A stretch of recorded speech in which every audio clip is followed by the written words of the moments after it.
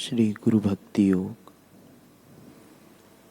जीवन के जंजाल से परे जब आप मुश्किलों एवं मुसीबतों में आ जाएं, तब गुरु की कृपा के लिए प्रार्थना करें। अपने सच्चे हृदय से बार बार प्रार्थना करें, सब सरल बन जाएगा। प्रातः काल जागने के तुरंत बाद और रात्रि में सोने से पहले गुरु का चिंतन करो, पूर्णतः उनकी शरण में जाओ।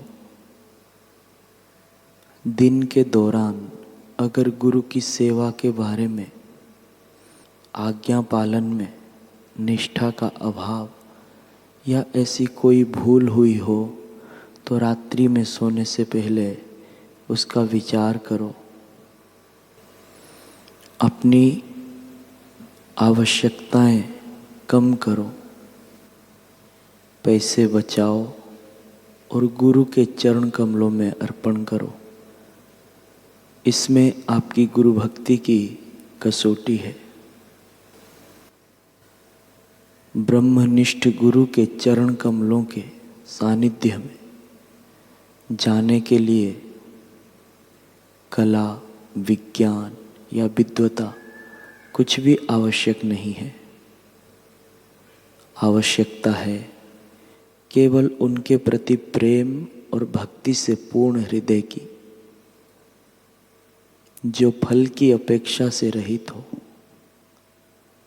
केवल उनमें ही निरत रहने के संकल्प वाला हो, केवल उनके ही कार्य में लगा हुआ हो, केवल उनके ही प्रेम में मग्न रहने वाला हो। मानसिक शांति और आनंद गुरु को किए हुए आत्मसमर्पण का फल है। गुरु के प्रति सच्चे भक्ति भाव की कसौटी आंतरिक शांति और उनके आदेशों का पालन करने की तत्परता में निहित है। गुरु सेवा के द्वारा ज्ञान में वृद्धि करो और मुक्ति पाओ। गुरु कृपा से जिनको विवेक और वैराग्य प्राप्त हुआ है, उनको धन्यवाद है। वे सर्वोत्तम शांति और सनातन सुख का भोग करेंगे। शिष्य गुरु को जब तक योग्य गुरु दक्षिणा नहीं देगा, तब तक गुरु के दिए हुए ज्ञान का फल मिलेगा नहीं। गुरु भक्ति योग मन का संयम और गुरु की सेवा द्वारा उसमें होने वाला परिवर्तन है। उत्तम शिष्य पेट्रोल जैसा होता है। काफी दूर होते हुए भी गुरु के उपदेश की चिंगारी को तुरंत पकड़ लेता है। दूसरी कक्षा का शिष्य कपूर जैसा होता है। गुरु के स्पर्श से उसकी अंतरात्मा जागृत होती है और वह उसमें आध्यात्मिकता की अग्नि को प्रज्वलित करता है। तीसरी कक्षा का शिष्य कोयले जैसा होता है। उसकी अंतरात्मा को जागृत करने में गुरु को बहुत तकलीफ उठानी पड़ती है। चौथी कक्षा का शिष्य केले के तने जैसा होता है। उसके लिए किए गए कोई भी प्रयास काम नहीं लगते। गुरु कितना भी करें फिर भी वह ठंडा और निष्क्रिय रहता है। हे शिष्य सुन, तू केले के तने जैसा मत होना। तू पेट्रोल जैसा शिष्य बनने का प्रयास करना, अथवा तो कम से कम कपूर जैसा तो अवश्य बनना।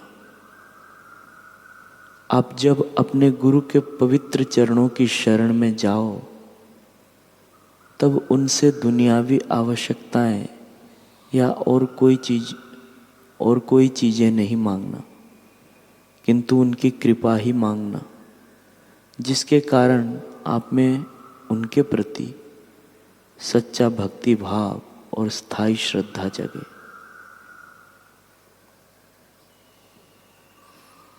गुरु ही मार्ग है, जीवन है और आखिरी ध्येय है। गुरु कृपा के बिना किसी को भी सर्वोत्तम सुख प्राप्त नहीं हो सकता।